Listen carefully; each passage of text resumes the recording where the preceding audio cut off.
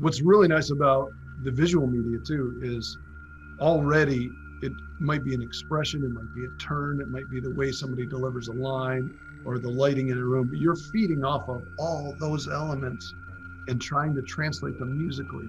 At many moments, you're helping to tell the story simply with music that you heard in an earlier scene, and all of a sudden your subconscious tells you something from then is reoccurring right now. There's all those little elements.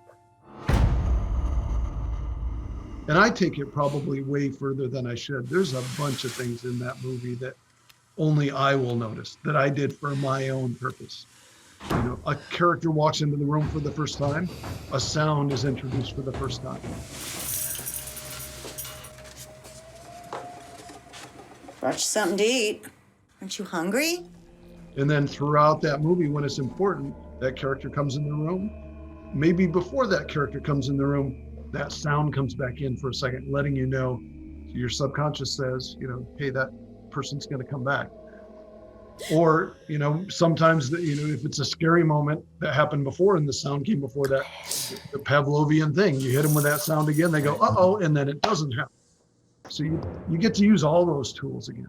Sometimes it's an eerie sound that makes people uncomfortable at the right moment when they should be uncomfortable in the storyline.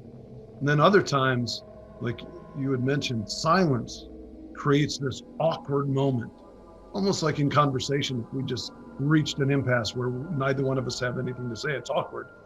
In a movie, sometimes when that score brings you all the way to silence and nothing's happening, a lot is happening right at that moment, even though it's just everything kind of comes to a stop because Helen? The anticipation, the awkwardness, you don't know what's about to happen. You know, sometimes we create that with creepy sounds and sometimes with music and melodies that take you on a journey and drop you off at a certain place. But sometimes it's actually leading you into silence, which then leads you into a twist, a jump scare, or sometimes nothing.